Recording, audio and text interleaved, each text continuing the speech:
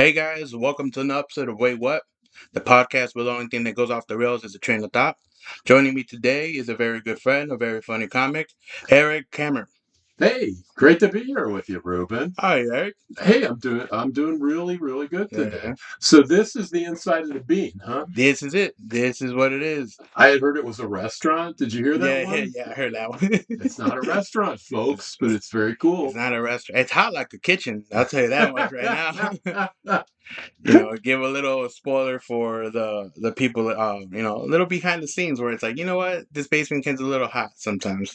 Well, you gave me those directions, like just drive past the Art Institute, turn right, and go in between the fountains. And I'm like, there's like no street there, Yeah. but I've always wanted to be inside here. And you have to hit the speed of 89. If not, you won't hit, I'm old enough, like I could have bought a DeLorean new, Yeah. and I couldn't afford it then. Yeah. Like it was like there was no way I would have qualified for the financing. That Yeah. would have been more than I earned in a year, I think. And it's funny because I think they were saying that at the time it wasn't really a popular car either. No, it really Uh, wasn't. They didn't sell a lot of them, and apparently they had like lots of things that would break down in them and stuff. mm. It's an Irish car though, and that's really Oh, interesting really? to me. Like, how many cars do you know they're like made in Ireland? You know, Yeah. you think of like German car, you think Yeah. of like Italian car, but you don't think about like an Irish car. Yeah. Never really thought about that. Yeah, isn't that crazy? Huh. But all right, Eric, we starting out this podcast with a simple question: with who is Eric?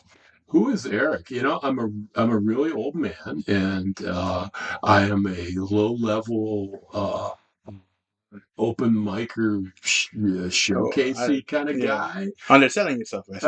Well, it's well deserved, and yeah. So that's me currently. I'm like a retired guy, and Mhm. I work as a museum docent, like on a volunteer basis, and yeah, do some freelance writing. But I'm basically like a retired guy, and so I got Yeah. a lot of time on my hands. So I just love pursuing comedy, and so Yeah. that's kind of like where I am currently, I Yeah. guess. What pursued you to go? What made you want to pursue comedy? I really like to write. I think that was the Mhm. main thing with me is I've always liked writing. So, like professionally, I wrote like scripts for training videos. I Oh, okay. wrote how-to manuals, magazine articles, stuff like that. And one of the things that it's about 10 years ago that got really interested in me is like, how do you write a joke? Yeah. And it's like there isn't anything out there. Like you don't learn that in school or Yeah. anything like that, right? And so I took a $10 online joke writing course, and How was that? it was it was good in just the really basic sense of like, okay, so you set up an idea, and then you surprise the person. You go in a different direction, and you surprise them, Hmm. and that was very useful for me because it's like, okay. And so I wrote some. I don't even know what I wrote. I Yeah. probably still have the pieces of paper in there from that $10 course, but I'd never looked back at it. And then yeah, and then when I moved here to Chicago, like I lived up in Michigan Oh, for okay. like 30 years, and I moved here back to Chicago. Oh, so Where, you're Chicago born, or yeah, I was originally from Kentucky. My dad moved around a lot, so we lived in Kentucky and then Cincinnati. And when I was in the middle of third grade, hmm. we moved to Lombard, Illinois, the Lilac Village. Oh, okay. Yeah, and so Yeah. that's where I grew up. And then after I got out of school, I went up to Michigan. My parents had moved up there, and I ended up staying there, getting married. I had a kid, had career. Yeah. And when I got done with the career, I was like, man, I want to be back in Chicago where I got friends, and Yeah. it's the greatest city in the world, in my That opinion. it is. Yeah. And What part of Michigan, if you don't mind me no, asking? I lived in Lansing and then East Lansing. So this is Hmm. in Michigan. You always do the hand. Okay. Okay, so here's Michigan, and Lansing is right in the Oh, okay. middle Yeah. of the All right. hand. I Or you see. can do the Upper Peninsula like Yeah. that. I lived in Lansing right in the middle, and then East Lansing is right near where Michigan State University is. That's where that Oh, is. okay. So I lived there, and then I worked in Ann Arbor, which is kind of down there Mm. towards the southeast corner. Yeah. And yeah, it was fun living up Yeah. there. But Are you familiar with South Haven? yeah, Yeah. I used to go there once in a Yeah. while. Yeah, but I accidentally broke into a house there once. oh, accidentally, folks, Accidentally. accidentally. How did this accidentally happen, Ruben? I was hired to go clean a house. and it was in South Haven, Oh man. and the internet was bad with the GPS. So I called the guy. I'm like, "Hey, I'm at your house," but all the houses there had white picket fences. So I'm like, I gotta think of something that would distinguish this house from all of them. I'm Yeah, like, does right. it have blue windowsills? He's like, yes, it does. I'm like, all right, cool. I'm here. He's like, yeah, the back door should be open. Go. Door is locked. So I'm like, hey, the door is locked because he had other people working on the house for other stuff. Okay. He's like, yeah, like just going through the window. Go And, through. and I'm like, what? He's like, yeah, just going through the window. I'm like, all right. I was able to like prop a window open that was next to the door, so I just got inside. Alarm starts going off. It had an alarm. Of Yeah, course, it has an alarm, right? I call him and I'm like, hey, what's the code for the What's the code alarm? for your alarm? He's like, The there what alarm? shouldn't. Yeah, The what yeah, alarm, dude? and yeah. I was like, I need to get out of here. The house I was looking for was around the corner. Whoa, you're Yeah, on the wrong block. yeah. And then the crazy part is that house had a boat in front of it, and no other house did. I'm like, why didn't we go off of that? Could he mention Yeah, he had a boat in he front of should the have been like house? this. Yeah. So Did the cops show up and yeah, like they yeah, I could ever? see the house from where I was. So Uh-huh. I was like, I was with two friends, and I'm like, should I go tell them it was me? Like, cause I Did you don't. bother? Did you go tell him? Yeah, Oh man, you're a stand-up dude. yeah. I was You're a like, stand-up hey, dude. I'm not sure if I would. I don't know. I feel my like I might try to skate on that. my thing was like, if they we're gonna be here a while, Yeah. so I don't know, like, They might have had and then cameras too. If they had yeah, alarms, they might have cameras, and then they'd have like this footage, this viral footage of you climbing in through yeah, the right, window yeah. and stuff. And yeah, you'd be all over the internet. You probably did the So right thing. so yeah, so I just went. I told him, and then he's like, all right, cool. He took my information down, and then like 20, 30 minutes later, came back. He's like, tell me the truth. I'm like, what are you talking What? about? Like, I came here to clean the house, whatever. He's like, oh, we have footage of you. And they did have a camera. They had a Ring camera. And they're like, we have footage of you saying that you want to break into this house. I'm like, because the owner told me.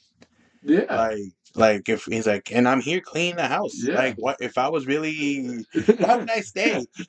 Now there's a disorder like you break into houses, but you're a compulsive cleaner, Yeah, and so right. you just break into people's houses to clean them. You're Yeah, like, I gotta mop this. I yeah. gotta mop I got this. him. I gotta clean, deep dust this whole house. So you And have bad associations with South yeah, Haven. that's why when you Most said people, Michigan, I just thought like, no. most people think, well, I'm gonna go there. I'm gonna relax on the beach. I'm gonna get some ice cream, Yeah. and I'm gonna go to these taverns. And you just think, man, Am, cops are on my neck. am I This wanted sucks. here? Like, That is yeah. rough, dude. And the worst part of it all, I was hired to clean the house, and I dropped a bucket of paint. Oh, So I was oh, like, you know what? that You job wasn't worth it. you win some and you lose some, That is a rough, rough and job. I lost this one. Bad. That's great. Yeah. So you said you moved back to Chicago, right? Yeah, in Yeah. like 2022, and right near me, they were building a comedy club, Oh, a nice. comedy place. And I read that Yeah. they were going to have classes. And at that point, I had written some bad jokes, and I had been to one open mic in Lansing, Michigan, that was Mm, like the worst open mic ever. It was like 10 white guys with legal pads, and they were just scrawling on their legal mm, pads. The host didn't look up, no list, no nothing. I went there as the only audience member, and I watched these guys get up, and maybe two of them had something that was yeah. mildly funny. And I was like, this doesn't look like fun at all. And so I Yeah. never went back.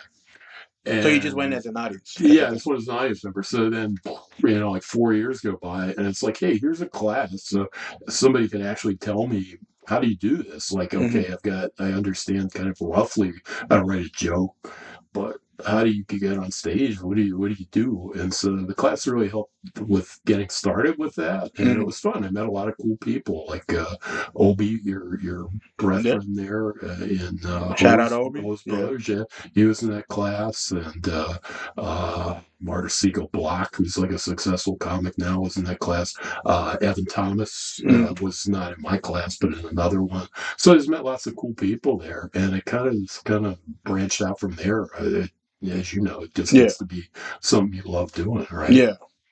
And then because once you get the taste of it, and you get the roll of it, you're like, you know what, I got to go back. What was your first open mic? What'd you go to first? Host comedy, always Mike, first Oh, Mike, his wow. first Okay, at that L was your first Studios. open mic. Yeah, Nice. That was uh, such a great mic. And I mean, those guys are still, you guys are still running a great yeah. open mic there at 115 Bourbon. But that was a super fun one. Lewis was did No, such a cool yeah, job it with that. was. Yeah, he was. It was great. Yeah, it was. It was. I didn't know it at the time, but it was one of those like, this is a great mic. Like Yeah. I've been to some other mics that Yeah. weren't like up to par. Like mics where they give you like cash raffle prizes where there's always like a really good drink special Yeah, where it's a really good looking club, good sound system, and just audience every now and then too. an Yeah, audience now and again. That's pretty rare now, as you yeah, know. Yeah. So that was a great, Mike, and I like what they're doing at Bourbon and what you guys yeah. are doing now. It's very You cool know, too. it's something. Yeah. So that was my first mic. So it was something I wanted to ask you. Saying so, as being a writer, how you said you wrote manuals and like tutorials for training videos. How was that? Like, how does one go about that? It was really fun. I went when I was in college for a little while. I was studying how to write screenplays, and I know you're a screenplay guy. I'm trying. Hey, you promised me a role in your movie, Yeah, so it's I'm written. waiting, It's written. waiting. That's the But only scene I have so far. it's gonna be the best scene. Yeah. So yeah, I went to college to do that, and I was like, I remember my dad was like, "So you're gonna make a living doing that?" And I'm like, "I don't know," Yeah. but I did end up getting a job where I wrote scripts for training videos at the time, Hmm. and I branched out from that to do all kinds of training stuff. So I'd write courses, or I'd write like how-to manuals or workbooks, stuff like that, Hmm. professionally. So I did that for over 30 years in one form or another as a technical writer for a little while. So it's like writing software instructions Hmm. and so just, I always, it didn't have to be, but I kind of always made writing the center of my job because I started doing it in high school. I wrote for the student newspaper, nerd, and I enjoyed it. And Yeah. so that was kind of like the start of me just liking writing. So that's really how I come to comedy, which is kind of weird. It's like I didn't come because it's like, oh, I saw this comic I really liked. I came because I was like, I wonder how you write a joke, and Yeah. so that was kind of the start It for was me. another aspect of writing, like that's something you haven't uh, taken a Yeah, shot at, right? yeah. It's Yeah. like really, as you know, like all writing is like some form or another, right? Like Yeah. you're writing a label for a bottle, or you're writing a novel, or like Hmm. a romance novel. It's all like there's a format there, Yeah. and so it's kind of like you got to decode it by reading other ones and kind of figuring it out. And of course, there's lots of stuff out there to kind of show you here's what's going on Hmm. underneath. And so I'm super analytical, Yeah. so I really get into that stuff. So okay, so just because I'm really curious about this, so do they give you the like because I'm imagining when there's like training videos, they're like they kind of just tell you like they know like is there something like material they give you and like, hey, this is the message or the training we want given out, It was a or real trip, man. It yeah. was really weird because we're talking like pre-internet age, because I like go Mm, back to horse and buggy days. yeah. And honestly, I worked for this association, and so we sold to a bunch of different hotel companies. So Ramada, Mm, Best Western, Marriott, and we sell all of them. And somebody would suggest to one of the executives at this association, they'd say, we need a video on like how to fire people if you're a manager. okay. Okay, so you probably do that a lot now as your Yeah. manager. I'm trying. And I want to do it more often. Let me tell you because I got a that. video for you, Yeah.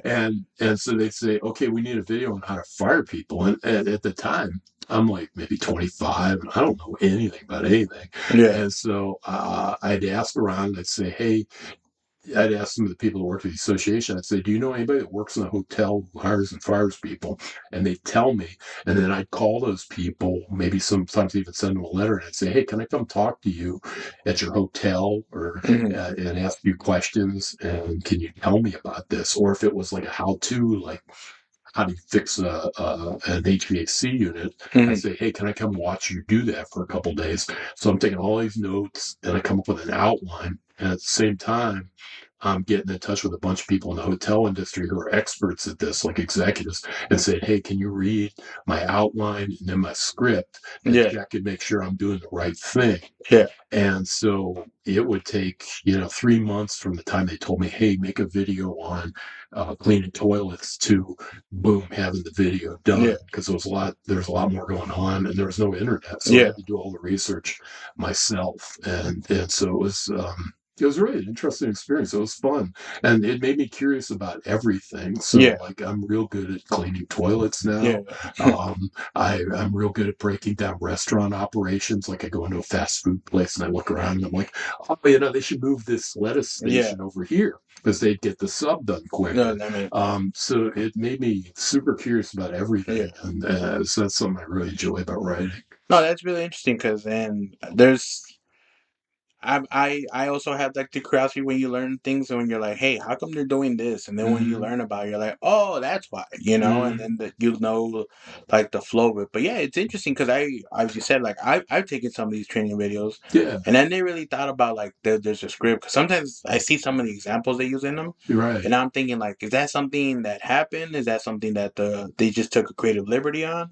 Back in And my day, you would have been what the technical advisor. So we would have mm, brought you out and wine and dined you, and you would sit with us while we make the video. In fact, I made a hotel laundry video in Novi, Michigan about mm, it. My colleague got to go to Hawaii and make a training video, yeah, and he's like, "Hey, do you want to come on the crew?" And I'm like, "I can't. I got to go sit in a hotel laundry in Novi, Michigan for 2 weeks."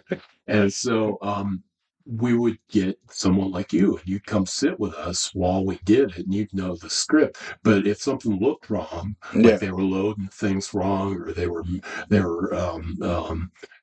weren't, like, if they were tucking their chin on the pillows or yeah, folding yeah, stuff under their chin, you'd be like, "Hey, no, no, no, yeah, my people can't fold stuff under their dirty chins. They got to put yeah. it on a table." So you would have been a technical advisor for that No, stuff back in the day. That's how we got it to look real. yeah. Is there any specific project or thing that you did not like working on that you were just like this took a lot longer or just there was The ones I really liked were nuts and bolts ones. Like, we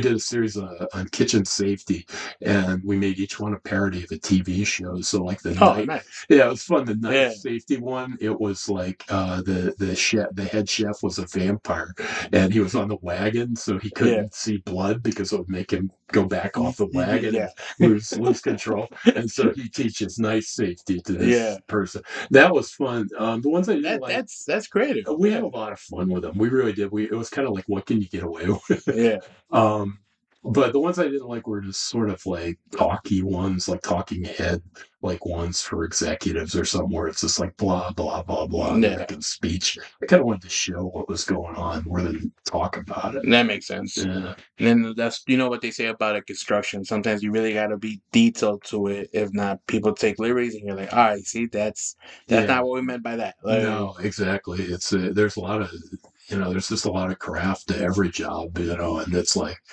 it's tricky to get underneath the surface. So it's the same with comedy. There's a lot going on under the surface to do yeah, it right.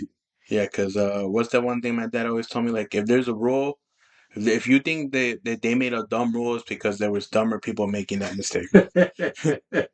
Yeah, you really can't underestimate, like, human nature, Yeah, and I mean, we're not always at our best at work, so it's yeah, like, there's a lot of stuff like that. yeah, There's not always a right way to do things, but usually there's some trial and error that's, yeah, there's some lessons or whatever. yeah. I've never seen The Sound of Music. This is great. No, yeah, it's a good movie. Yeah, This is great. Yeah. I mean, I didn't realize that there were uh, Nazis in Sound of Music. That's so weird.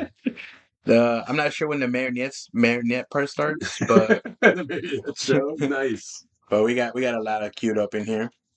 But you said that you started comedy as just another form of like writing, but did you take any interest in comedy before, or like were you ever like a big comedy fan? I think I was kind of just like an average person more than like a person who was into comedy. And so that's kind of weird because Hmm. honestly, yeah, I mean, how do you get into something without being a huge fan? But I honestly didn't watch a lot of comedy specials before I started. into it, and since then, between like local and national comics, there's a lot of ones I get really excited about and watch a lot to try to, I try to enjoy it, but as you know, it gets harder to enjoy it. Then Yeah. more like analyzing. I'm like, wow, how did he get like 5 tags out of like one concept? What Yeah. is that? And what's going on with that? Yeah. That's kind of that's kind of it. But no, I wouldn't even say I was a big comedy fan. So I don't know. It's kind of a weird thing to get into somewhere you're not a big fan. Yeah. And watching it now as you started comedy, is there anyone's writing that's really impressed you, or something that like a comic that not say you're necessarily like a fan of them, but you're like, hey, I really appreciate their writing. Yeah, I'd say for me, I mean, there's a comic named Emily Catalano, Hmm. who's been on like Conan and stuff like that. And she's really great. She writes really tight stories that have really, lots and lots of jokes Hmm. and but they're really true to who she is as a person. And so she's like a big favorite. I like Jim Gaffigan, Hmm. his jokes are kind of amazing. Like I've looked at like transcripts Yeah. of Jim Gaffigan, and it's like, I mean, once he gets rolling, he's doing like easy 6, 7 laugh lines per joke, Yeah. and he might be a little past where he was at his peak, but when he was at his peak, it's kind of like, holy moly, Yeah. like, And it's all clean, right? yeah, he works clean, and Yeah. I try to work clean. I work like kind of edgy clean. Like Yeah. I'll talk about like stuff or imply raunchy stuff, but I try not to swear much when I'm Yeah. on stage. Yeah. I feel swears I think are kind of just like you need a little for flavor. You don't need a Sure, yeah, lot you can do it. for it. Yeah, you gotta read the crowd. It depends on the crowd, Yeah. right? That's what I really admire about like your comedy. Like Carlos Rica's that way, Chris Wilson's that way. You guys are like really smart, and you can tell you've read a lot, and your topics are really interesting and unusual. You're Mm. not just like Thank you. it's really Yeah. fun. I really enjoy you guys' work, and that's the kind of stuff I really admire. Is Yeah. like where it's like, oh wow, I can't believe they're talking about that. Yeah. It's like instead of just like, oh, let's talk about sexual orientation, let's talk about genitals, let's talk about fluids coming out of people's bodies. That's fine. All Yeah. that's good Yeah. comedy. There's plenty of good comedy in that, but it's nice to occasionally just run into somebody who does something that's Something just different. yeah. Yeah. I necessarily for me it's like I start thinking with things that just make me laugh, Hmm. and then I try to see if I could project those to just the people around me. And then at that point it's like, oh, can this become something? Like That's what it's yeah. all about. So a lot of my stuff goes back to like me and a couple of friends I've had since I was in grade school, and so there are times when we're just out, getting some beers, and like they'll start talking or we'll crack a joke, and one of them will crack a joke, and I'll be like, oh, I'm gonna take that and write Yeah. that down because there's a premise there. So I borrow a lot of like my sense of humor from my friends and yeah, and as long as my wife thinks something isn't funny, then I know it's got potential. Yeah, Like I, right. I was talking with Yeah. David Diego Rodriguez, and he's like, "Yeah, if my wife doesn't think it's funny, Yeah. then I know it's good. It's gonna kill." Yeah. And we both kind of have that feeling. I don't know. Not our comedy's not for everybody, I guess. But that's the thing. Like I will give you your flowers. You are funny, and I do Oh, appreciate your thank writing you. yourself. Like now that you said like you kind of had writing as a career, like it makes more sense. Oh, thanks. Like Well, I'm glad just that shows because, yeah, I've been working. Man, been doing a little over 2 years, and it's just like work, trying to get better. yeah, Trying to get better writing. This year, I've really been focusing on can I get better performing. yeah, So I'm not just like a mannequin up there on stage yeah. saying stuff. So yeah, I appreciate it because I have been working hard. Yeah, because as you said about like the writing you have, like the jokes you have, the premises are very like yeah, like that's creative. Like it didn't. I would never think of presenting that joke in that way, or just how like I don't want to give this joke out, but like your strip mall joke. Yeah, that one Yeah, hit me. And yeah, I thought about a strip mall that was near us, and I always thought it was funny because they had a Weight Watchers right next to a pizza sub place. I yeah, was like, and that kind of stuck in my head. And then I was telling that joke, and I was at like one of the open mics It was one I don't go to very often, and you just never know. And I told the joke, and this guy had a tag for me who I'd never met. I came back and he's like, "What about a funeral home?"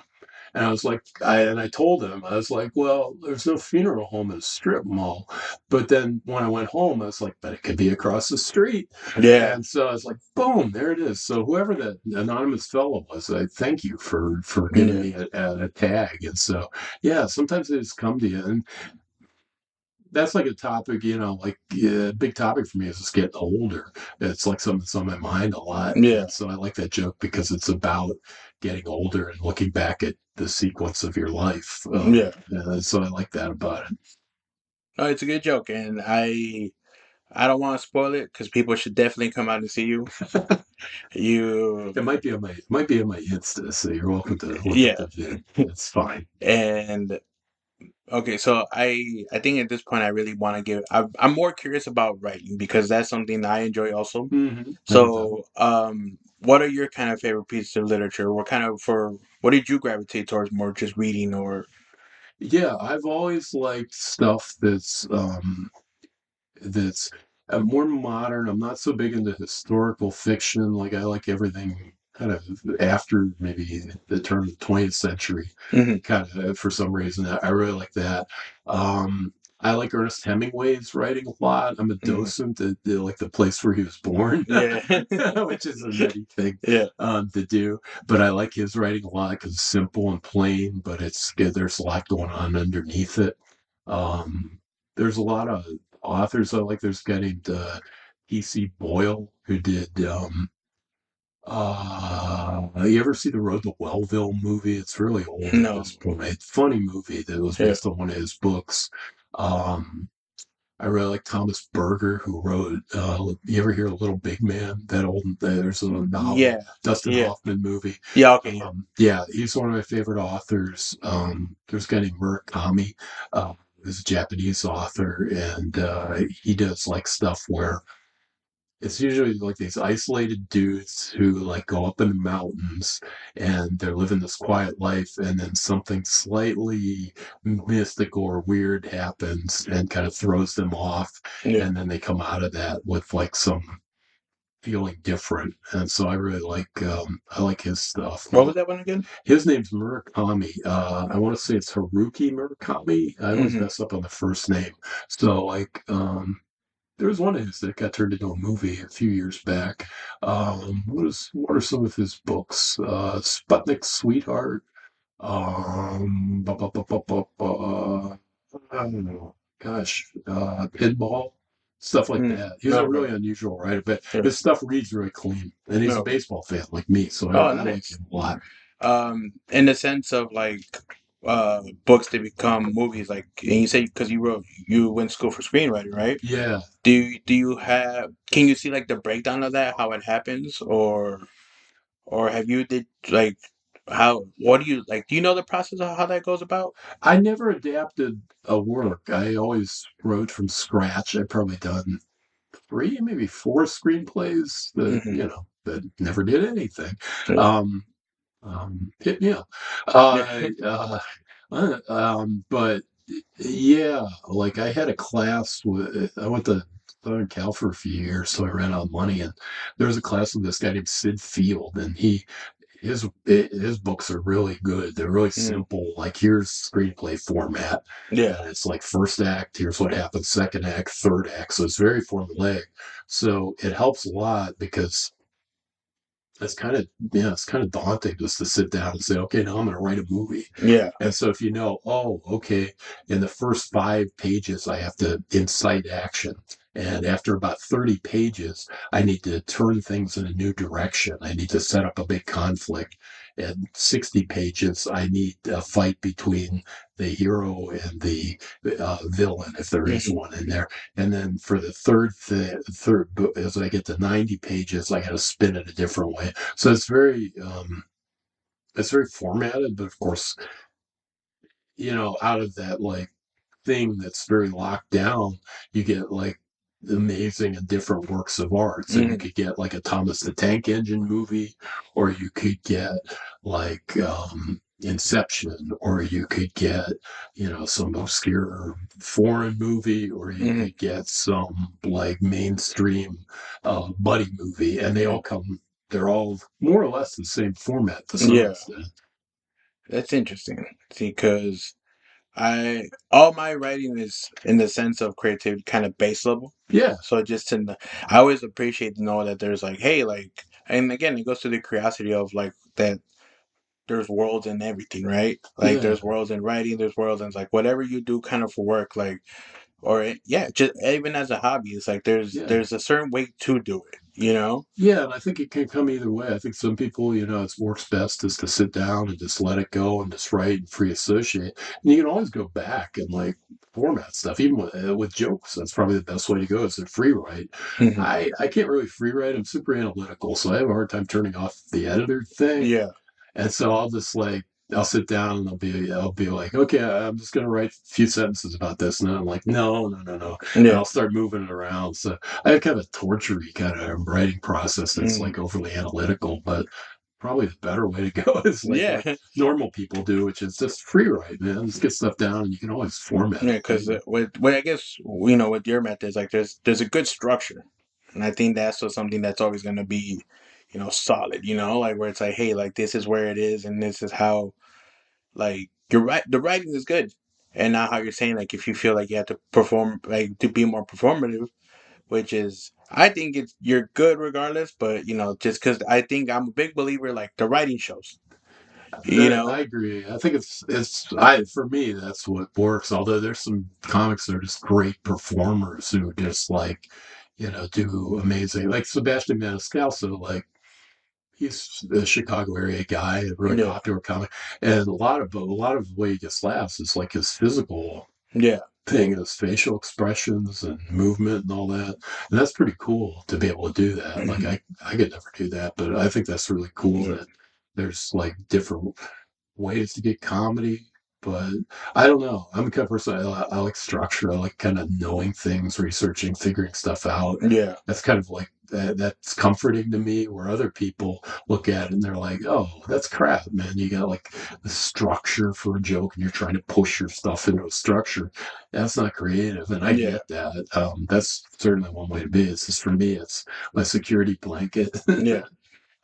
You said it's always good like a way to go back to like edit and stuff. How was your first open mic? Like, It was pretty fun. Like, it was like it would happen at the Comedy Plex right after the class, and hmm. so I would think probably Obi was there, Marco the comic, maybe like Mike Collab, Evan Thomas. Those guys who tended to be there, and so yeah, but then like they let in the real comics, and we're just like class people. And Yeah. the one thing is like 3 minutes seems like an eternity when you're starting out. Yeah. I was like, how am I going to talk for like three Yeah. minutes? Because I have like a joke, and it's like, and so I'm sure I did terrible. But I still remember it was really kind of exciting to sit out in the crowd and be like, oh man, I'm gonna walk up on that stage. It was like pretty overwhelming experience, but honestly, I probably don't remember a darn thing. But I was working on one joke, like I had a joke about a friend of mine who just moved to Portugal, and went on a bar crawl with him. And he's an experienced like bar crawler, and so he would just down drinks, and I don't. I'm not really great at that. And Yeah. so I had to start ordering canned drinks because he couldn't see how much I drank. Because he'd be like, okay, let's No. get another round. And I'd throw out like a Can. full beer. And I'd Yeah. say, yeah, let's get another round. And then we just kept doing it. So I never got that joke where I Yeah. wanted it to be, but it was true to life. And then Obi had one joke about Obi had a joke about getting off work and going to the club with his boys, and he didn't have time to stop at home and take a dump and shower. And the club had a bathroom stall with a very low wall, Yeah. so your head's over the wall where you're in there taking a dump. And and then a fight breaks out, and so he ends up on World Star, like in the Yeah. background in the toilet stall, and it was a really good joke. And so I remember Obi would work on that joke. I'd work on my unsuccessful bar crawl joke. Yeah. It was a good Yeah. time. Do you think that you could revive that joke now? I want to go back to it Yeah. and revisit it. I'm curious if I could finally do it correctly because it was something from life. And so that was kind of cool. I did go back to one joke that I wrote. Oh, yeah, it was about, what was that? I don't know. It was like I had a couple of jokes that were sort of weed based, basically based on I don't smoke weed anymore. Yeah. And they weren't that great, but I went back to one and I totally rewrote it like a few months back, and it's like, oh, okay, it's actually getting a few laughs. So, Yeah. yeah, never throw out an idea, right? You never know Yeah. when it might come. Maybe it's like I'm kind of waiting for my skill level to come up to where I can. Maybe one day I'll actually, instead of just saying funny things, I could actually talk about my life and say something funny for a Yeah. change. Because it is interesting when you like for me like when I first started I'm like well this is something it's only funny this way Mm, and then just seeing the progress of like just myself or even when other people tell me like with more like hey like you have something this like did you think about it this way and I'm yeah, like no I yeah. didn't and I don't think I would have gotten there anytime you know. I'm a tape reviewer guy, so I audio record it first. Now I videotape, and I go back, and I'm always surprised. I'm surprised in the moment, and then I'm surprised watching the video. They're laughing at that because Yeah. it's like, oh, okay, that was my second tag. I thought the first punchline was the funny one, and the audience is sitting there like, oh. Yeah. But then the second tag, they'll be like, boom, and it'll be like, oh, okay. Yeah. So I start pulling parts out of the joke, and it's like, okay, the second one's what I'm gonna build around. Yeah. So I get a lot of stuff like that. The audience kind of tells you like what's funny or what's true Hmm. and all. And so I don't know. I'm curious. I want to get better at being able to figure that out ahead of time. Yeah. You mentioned earlier you're a baseball fan. Yeah. Please don't tell me you're a Tigers fan. Actually, that's my AL team. Yeah. I don't hate the White Sox like most Cub fans, but I am a Cub fan first. And so Nice. I just like baseball in general. I go to minor league games. I'll stand and watch a high school game through the fence. I just love baseball. So Yeah. I'm kind of equal opportunity. But yeah, the Tigers kind of became over 30 years, kind of became my American League team. And they're Is it just because you were living in Michigan, or is Yeah, it? I live in Michigan. I go down to their games once or twice a year. If the Cubs came to town, I go to their games, Yeah. and so yeah, that kind of became my AL team because I just it's hard as a diehard Cub fan. It's hard to have that in your heart for the White Sox, and Yeah. so as much as I enjoy going to a Sox game, I just can't feel it in my heart I kind of just thing. feel like it's more affordable. I think that's what. Yeah, it was pretty easy. Yeah, Yeah. me and a buddy went to a game last year. We paid like $9 upper deck, and they're like, "Oh, the upper deck's closed because nobody's here. So go sit, 10 rows up." And Yeah. oh, and by the way, you get this free, you know, beer cozy, and here's a collectible cup for you. And so it was like, yeah, it was a Yeah. pretty good value. No, yeah, I think and there's even times I've gone where like I'm at my seat and there's no one ahead, so like just want to go ahead. Like Yeah, who's gonna it's like, stop us? Like, yeah, it's like just go on down. I yeah, used to go to Pittsburgh Pirate games with my uncle. A lot of my family lived in Pittsburgh, and he would always like pull out a $10 bill and give it to the usher. So mm, we'd gradually move down from upper deck to second deck to down yeah, behind the dugout. There, I always thought that was really fun. nice. And yeah, I just it's funny as much as I'm a White Sox fan. I started enjoying baseball because of the Cubs. Yes, well, Yeah. so You know how the Back to the Future predicted they would win in 2015? that's right. Yeah, and they were doing hot that year. I think Hmm. I forget. Um, I know they Yeah, they didn't made make it it. to the National League Finals against the Mets, and they lost to the Mets. Yeah, and I remember me being a huge fan of Back to the Future. I was like, hey, I gotta see if this prediction's true. Oh, for sure, Like it man. seems like they're nailing it, Yeah, I mean, that's And wild. and then after that, I'm like, you know what? A team doesn't just make it to that far in the playoffs, just that. So Mhm. when the season started the next year, I started paying attention more to like just how the wins and losses. Yeah. And then I have a buddy of mine, shout out Thomas. He helped, yeah, big shout out. He helped me with build this podcast from the ground up, Nice. and he's a Cubs fan. Mm. So there's times where he would be like, "Hey, you want to watch the game? Want to have a couple Yeah. beers, watch the game?" I'm like, "Yeah, sure." And then that's when I realized I came like a baseball fan.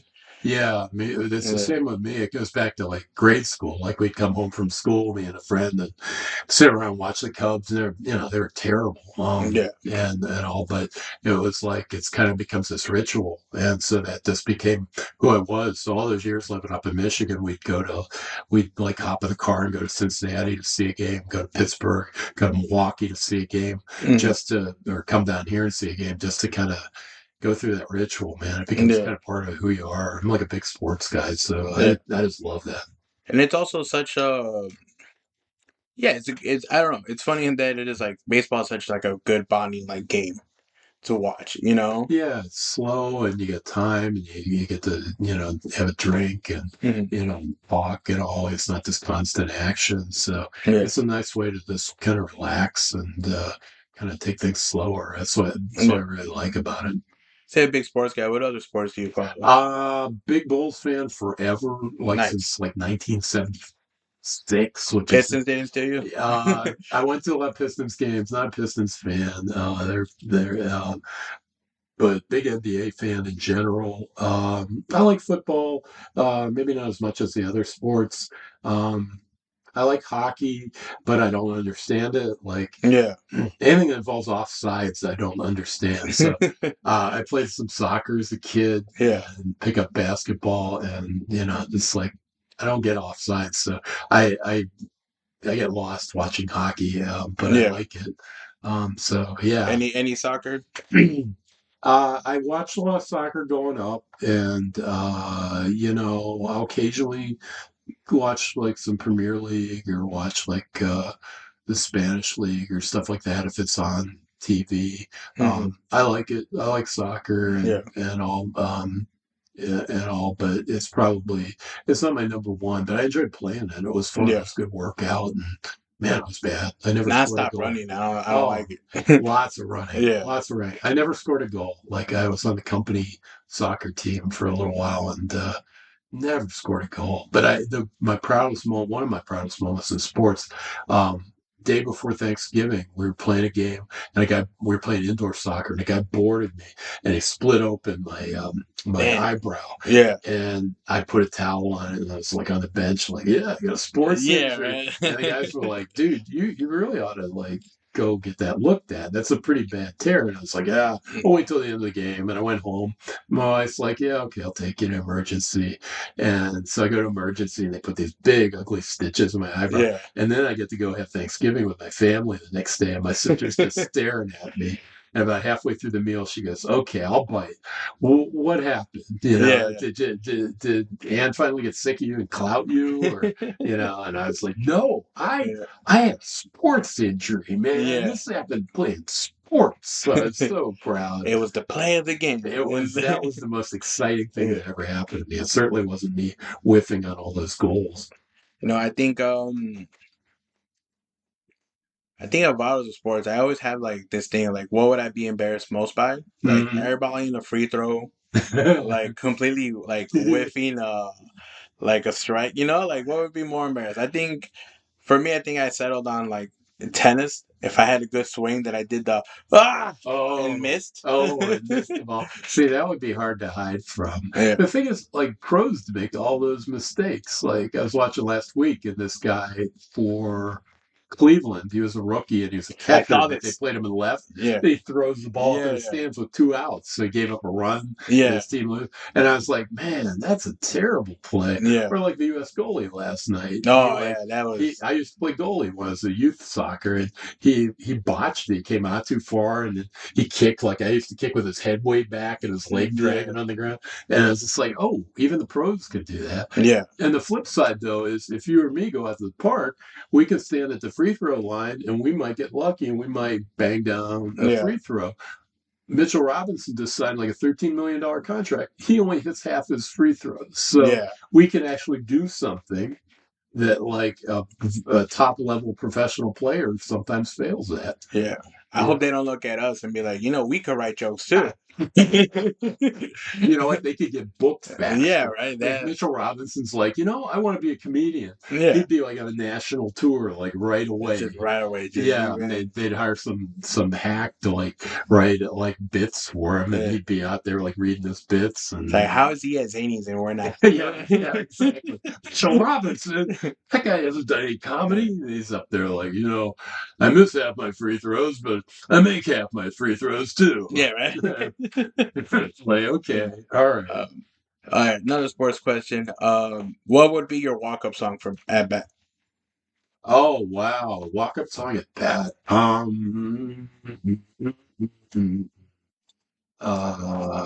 Man,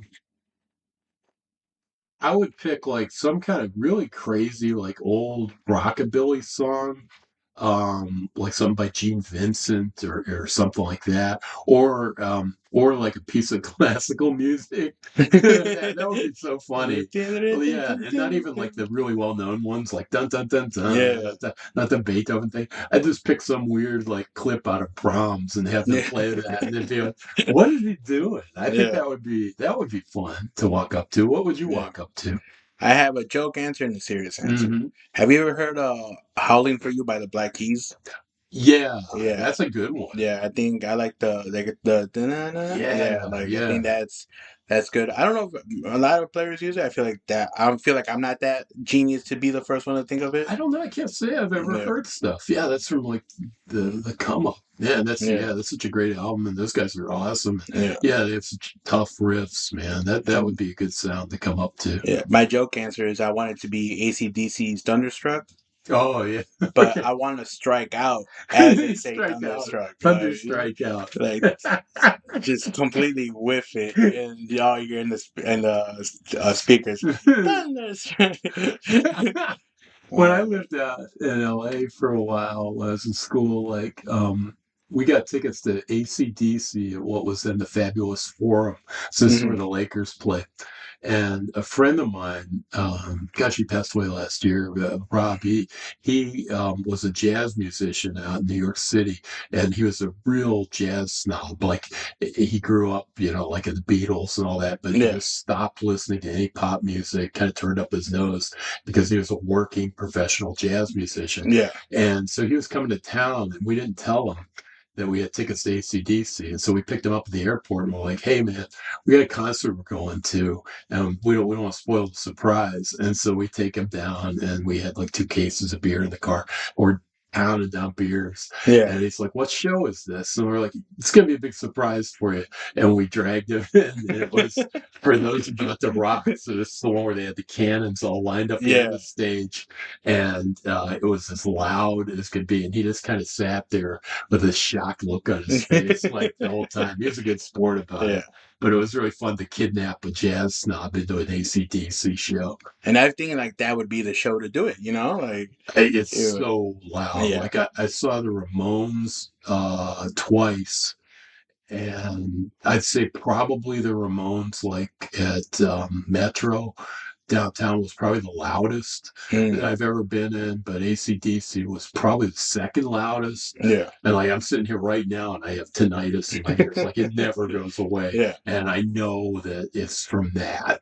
Yeah. And my friend I grew up with out here in Lombard, he lives out in Washington now, and he's deaf. Like he has hearing aids and all that. Yeah. And he's been sending me ACDC concert T-shirts for years. Yeah. He's still going and getting his ears Yeah. blown out. And that's what the audiologist told me. He said, "Well, you gave up your hearing for a good cause. Yeah. You're Yeah. deaf now, and it's because you went to all those shows." Yeah. Could. Yeah, that's the thing about like that time of rock music like that. It was must have been like amazing. Like I would love to be able to see like Ozzy Osbourne in his prime. That would be amazing. Yeah, Yeah. I mean, when Crazy Train came out, that was like when I was in high school, Hmm. and just like it was just like it was just so mind blowing. It was just so different Yeah. from anything out there. And the fact that that became a top 40 single too, and it's such a great song. Hmm. Wow, just amazing. Hmm. That's actually interesting. So, in the sense of writing, how do you approach it with music? Like, does the appreciation still derive the same, or is there kind of more different from it? You mean just in terms of like listening to Yeah, it just too? enjoying it. Yeah, I like it a lot. Yeah, I like hopping around. There's a lot of different type of music that I like. Like sometimes I'll listen to classical driving around because yeah, Chicago's a fun town to drive in. yeah, So I kind of like yeah. listening to classical music to this kind of zen out. But I like blues based kind of rock music, and so um, you know, I was listening to Gene Vincent yesterday because I saw some interesting YouTube clips and Hmm. um, he was an interesting guy. He's like this 50s rocker and he's basically a lot like Elvis. So it's like, what if Elvis didn't get managed into turning into a movie star and a pop No, star? okay. Like, what if Elvis just stayed as a rocker? Yeah. And that's what Gene Vincent did. But he's a really interesting guy because he was in the military and he got his leg crushed in a car accident where he Oh was shit. he was on a motorcycle, and they said, we got to amputate your leg, and he said, no, I won't let you. And so for the rest of his life, he wore a metal brace on his leg. Hmm. And they said, if you watch Gene Vincent on stage, he's always standing with his left leg stiff behind him, and he had a stance. Yeah, And I started watching his videos yesterday, and I must have watched like 10 Gene Vincent videos. I was like, damn, he really can't move on yeah. that leg. And it's like, that guy's got a lot of heart, man. But Mm. anyway, I love rockabilly music. I love like James Brown. I love like basically, unfortunately, all my hip hop stuff stops in about 1992. Yeah, So after like Como D and yeah, stuff like that, it's like I don't, I haven't heard a lot of it, even though it's great. yeah. So I like that kind of stuff. I like bluegrass music. Yeah, I've heard Do it. you know the Yeah. comedian Nick Red? Yes. Nick Red gave me a mandolin, which is Yeah, super nice, and that's typical of Nick Red, who he tries to come off like a badass, but he's the yeah. nicest guy you'd ever want to meet. And he's like, one day I'm telling him about my wife is very musical, plays ukulele, and he's like, "Do you want a mandolin?" And I was like, "What?"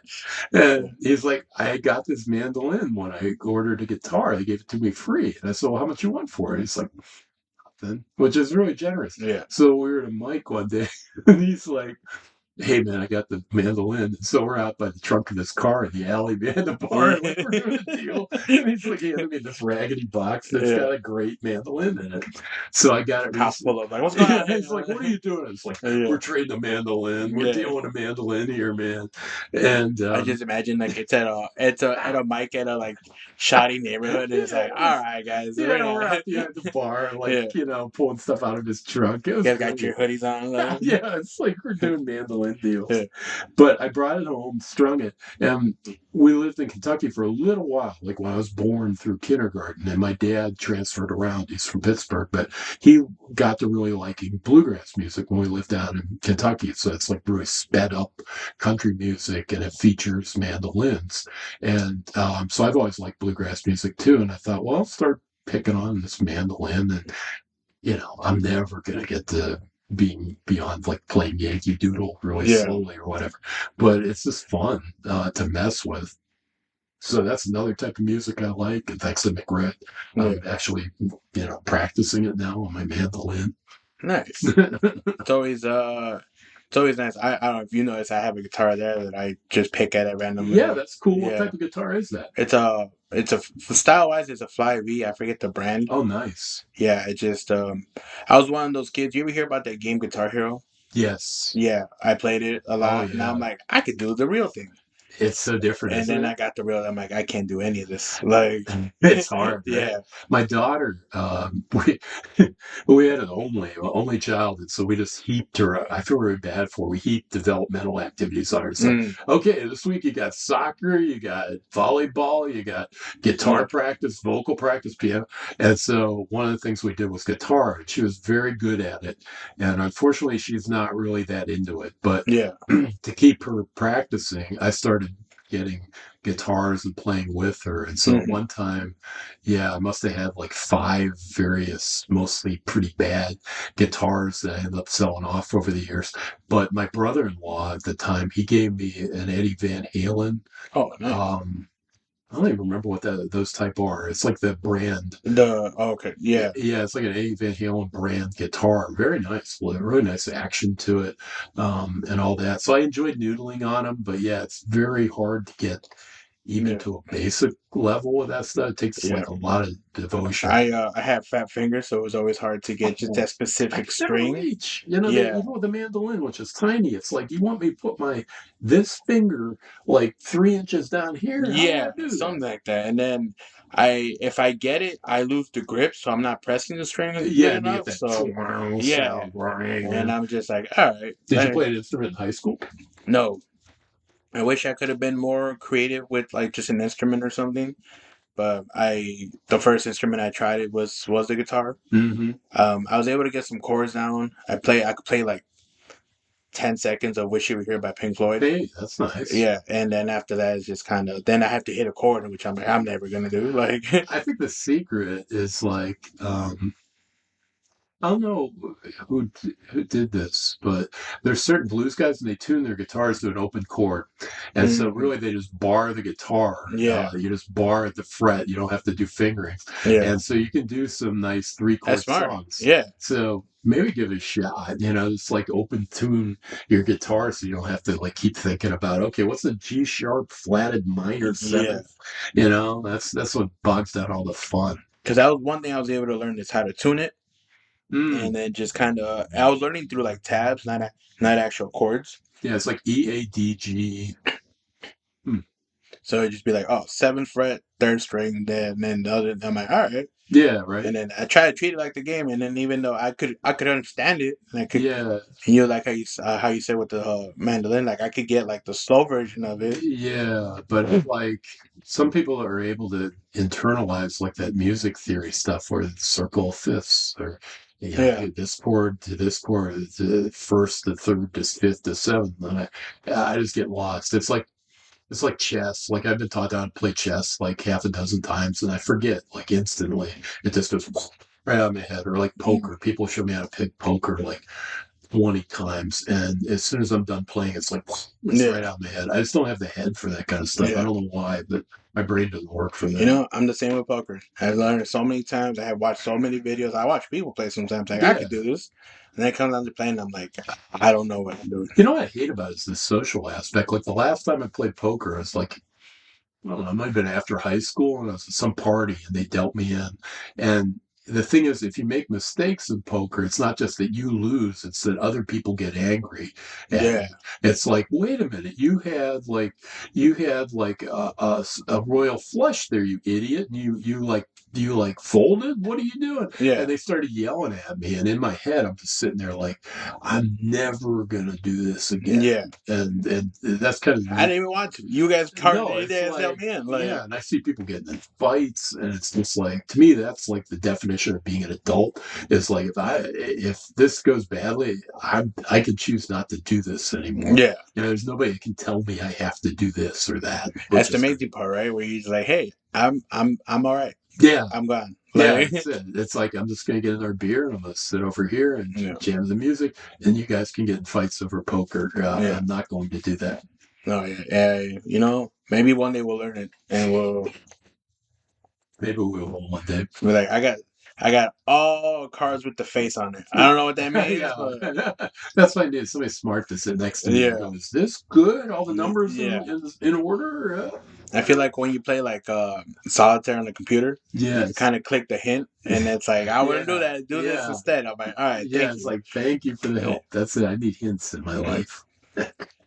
But before we get out of here, throw people out your social Oh yeah, media and all that absolutely. stuff. So mostly on Instagram. So I'm at Picture This. So that's PITCHERDIS at Picture This on Instagram, and Eric K Comedy, all just run together with no punctuation. ERIC comedy.com, and Oh, that's like a repository of stuffage, and you can get to my YouTube through there yeah. or whatever. Nice. It'll all be tagged either or. Just make sure Hey, people come thanks see so you. much. I appreciate it. And I'll say this, I want to give you the flowers because uh, you were on my first show, like the first show Yeah, I the did first ever. pro show, and you Yeah, killed. It was so good. and just coming out to the mic, the introduction you gave me one time, you were guest hosting. I'm like, I you know what, enjoyed that.